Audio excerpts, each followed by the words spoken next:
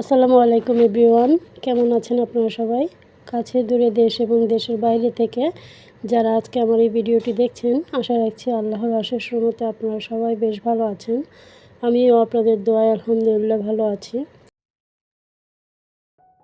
আজকে ভিডিওটি শুরু করতে করতে আমার অনেকটাই লেট হয়ে গিয়েছে, যেহেতু আমি বাসায় ছিলাম না, সারাদিন বাইরে ছিলাম, একটু বাড়িতে গিয়েছিলাম। সেক্ষেত্রে সারাদিন কোনো ভিডিও মেক করতে পারিনি। রাত্রেবেলায় বাসায় এসেছি। বাসায় এসে আমি আমার রাত্রের যে কাজকর্মগুলো করি মূলত সচরাচর, সেগুলোই আজকে আপনাদের সাথে শেয়ার করব।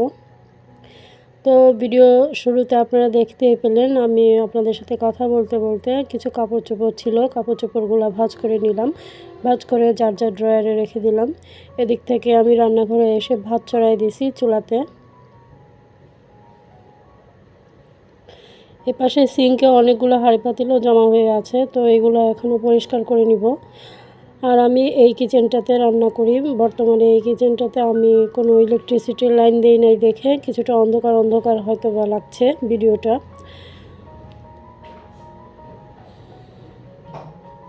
আর এখানে আপনারা যে টিনটা দেখতে পাচ্ছেন, এটা যেন এই চুলাতে বাতাস না লাগে সেজন্য দেওয়া আর কি। আপাতত যখন গ্লাস লাগিয়ে ফেলবো তখন তো এটা খুলে ফেলবো।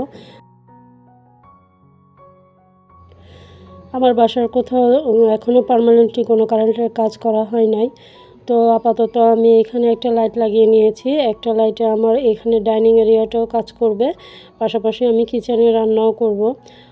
ওয়াশরুমে একটা লাইট আর এখানে একটা লাইট দেওয়া হয়েছে, যেহেতু আমি ওয়াশরুমটা আর কিচেনটা এই রুমে ব্যবহার করছি।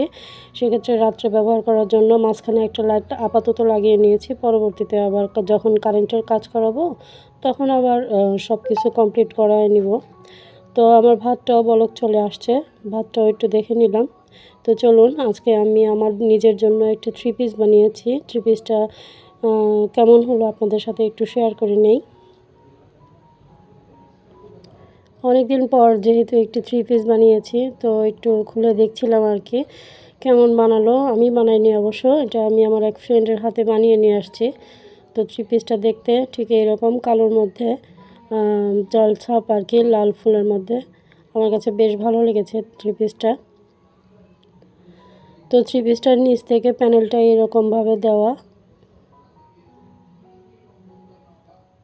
আমি যেহেতু বাসায় শর্ট হাতা পরি, তো সেক্ষেত্রে আমি শর্ট হাতাই দিই। বাসায় মূলত আমি বড় হাতার যে 3/4 হাতার যে হাতাগুলো আছে ওইগুলো আমি পরতে পারি না। কাজ করতে গেলে খুব গরম লাগে, তাই আমি এরকম হাতাই সচরাচর পরি আর কি। আর এটা হচ্ছে প্যান্টের কাপড়। প্যান্টের কাপড় তো প্লেন একদম কালো, সেটা আর কি দেখাবো। আর এই 3 পিসের মূল আকর্ষণটা হচ্ছে ওড়নাটা। এই 3 পিসটার মূল আকর্ষণ হচ্ছে ওড়নাটা। ওড়নাটার জন্যই আমি মূলত এই 3 পিসটা কিনেছিলাম অনেক দিন আগে। তো এতদিন বানাই নেই, আলমারিতে রেখে দিয়েছিলাম। তো এখন বানিয়ে নিলাম আর কি। তো সম্পূর্ণ 3 পিসটা আপনাদের কাছে একটু দেখিয়ে দিলাম। ওড়নাটার পুরোটা চতুর্দিক জুড়ে এরকম প্যানেল করা ছিল। তো এই ছিল আমার 3 পিসটা। কেমন লাগলো অবশ্যই কমেন্ট করে জানাবেন। আর এদিক থেকে এখন রাত্রের কিছু কাজকর্ম যেগুলো আমরা গৃহিণীরা সচরাচর করে থাকি সেগুলো আমি সেরে নিচ্ছিলাম। বিছানাপত্র একটু ঝাড়ঝুড় দিয়ে এখন মশারি টশারি একটু টানায় দিব। এটা হচ্ছে আমার বেড। আমি প্রথমে আমার বেডটা গুছিয়ে নিচ্ছিলাম। তো বিছানাটা ভালো করে ঝাড় দিয়ে এখন মশারিটাও টানায় নিচ্ছিলাম।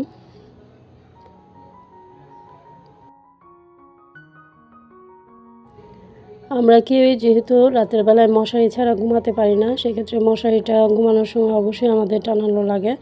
আর আমার মনে হয় না রাত্রের বেলায় মশারি ছাড়া ঘুমানো উচিতও, কারণ অতিরিক্ত মশার কামড়ে আমাদের অনেক অসুখ বিসুখও হতে পারে। পাশাপাশি অনেক পোকামাকড়ের ভয় থাকে। তাছাড়া যদি আমরা কয়েলও ধরাই তাহলে কয়েলে আমাদের শ্বাসকষ্ট কিংবা নানান রোগ হতে পারে। সেক্ষেত্রে আমি মনে করি যে মশারি টানানোটাই বেটার। তো ওই বিছানাটা গুছিয়ে এখন চলে আসলাম ছেলের রুমে। ছেলের বিছানাটাও করে দিচ্ছি। বিছানার চাদরটা ময়লা হয়ে গিয়েছিল, তো ওইটা আমি উঠিয়ে এখন একটা নতুন বিছানা, ধোয়া বিছানার চাদর পেতে দিলাম। ওইটা আমি সকালে ওয়াশ করে নিব। আজকের ভিডিওটি খুব আর বড় করব না, এই পর্যন্তই। ভিডিওটি ভালো লেগে থাকলে প্লিজ ভিডিওটিতে একটি লাইক দিবেন, কমেন্ট করবেন এবং শেয়ার করে যাবেন। সবার সুস্থতা কামনা করে আজকে এখানেই বিদায় নিলাম। আবারও দেখা হবে ইনশাল্লাহ পরবর্তী কোনো ভিডিওতে। সবাই ভালো থাকবেন। আল্লাহ হাফেজ।